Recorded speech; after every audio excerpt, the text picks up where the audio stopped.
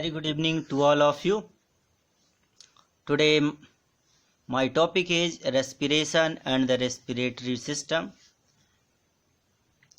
If you are new in my channel, please subscribe and press on bell button, and please like, share and comment on my video if you get some few information. So today I am going to teach respiration and respiratory system. What process keeps us alive? ऐसी कौन सी process होती है जिससे cell जीवित रहे? Respiration is the process that the body uses to release energy from digested food. Respiration एक ऐसी process है जिसमें बॉडी डाइजेस्टेड फूड से रिलीज हुई एनर्जी का यूज करती है. देखिए, इसमें बताया भी गया है कि कैसे कोई भी सेल जीवित रहती है. देखिए, ग्लूकोज हमारी बॉडी में डाइजेस्टेड फूड से मिलता है और ऑक्सीजन हम अपने नोज से रेस्पिरेशन की प्रोसेस के थ्रू लेते हैं. When both are combined, glucose react with oxygen to form carbon dioxide, water and a lot of energy. Glucose from the digestive system, oxygen from the respiratory system. After the reaction formed carbon dioxide, water and energy. Carbon dioxide as a waste product, inhaled, exhaled. Water is also waste product as a water vapor, exhaled, and energy used by the cell. This type of respiration is called aerobic respiration because energy is released in the presence of oxygen.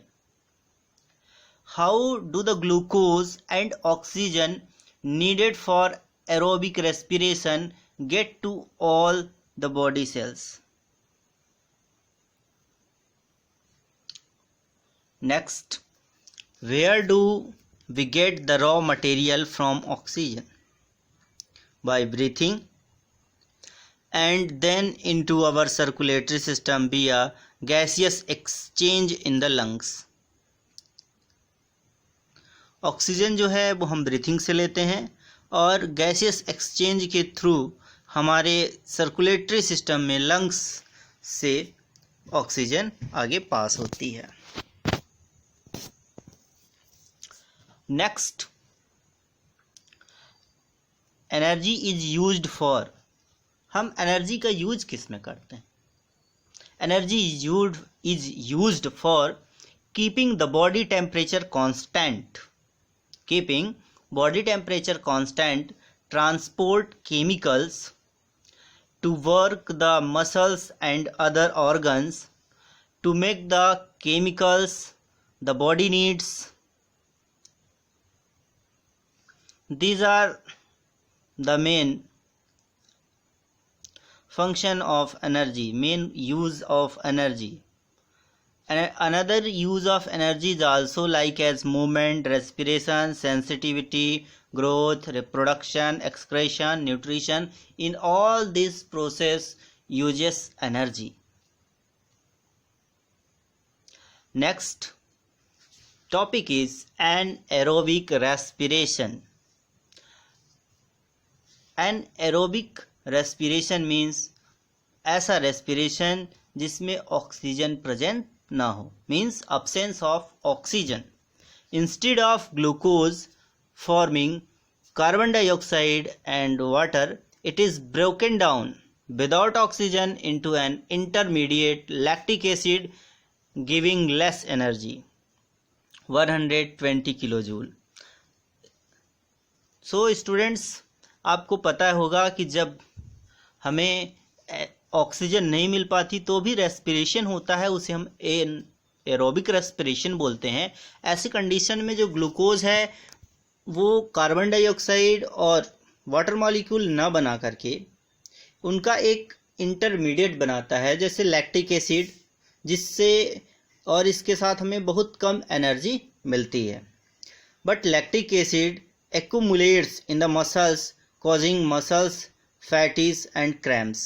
और जब हमारी body में lactic acid ज़्यादा बन जाता है तो हमारी मसल्स जो हैं उनमें क्रैम्प्स आने लगते हैं, फैटियर्स होने लगता है, सूजन आने लगती है और बहुत थक जाते हैं। To avoid damage to cells it has to be broken down fully to CO2 and H2O immediately after the exercise has finished. This needs more oxygen।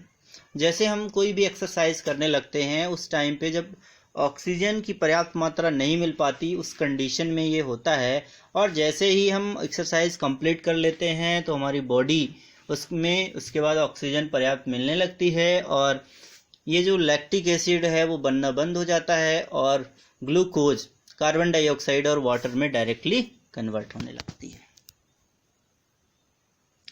Next, आप एरोबिक रेस्पिरेशन और एनएरोबिक रेस्पिरेशन को एक diagram के द्वारा समझ सकते हैं। जैसे एरोबिक रेस्पिरेशन में ग्लूकोज और ऑक्सीजन रिएक्ट होते हैं और बहुत सारी एनर्जी बॉडी को मिलती है। इसके साथ ही carbon dioxide and water molecules जो गैसियस फॉर्म में होते हैं वो आ जाते हैं। एनारोबिक में क्या होता है, देखिए ग्लूकोज है, ग्लूकोज से लैक्टिक एसिड बन जाता है और हमें बहुत कम एनर्जी मिलती है। How do we remove the waste product? हमारी बॉडी में जो भी वेस्ट प्रोडक्ट है वो उसे हम कैसे रिमूव करते हैं। जैसे कार्बन डाइऑक्साइड है तो वो ब्रीथिंग के थ्रू हम उसे रिमूव करते हैं। कार्बन डाइऑक्साइड रिमूविंग बिया breathing and water via urine, sweating and breathing also। और वाटर को हम यूरिन के थ्रू, स्वेटिंग एंड ब्रीथिंग के थ्रू बाहर कर सकते हैं। Next, different foods contain different amounts of energy. Students, you know very well the groups of foods like as carbohydrate, fat, protein, vitamins। The main food type which we use in respiration are carbohydrate।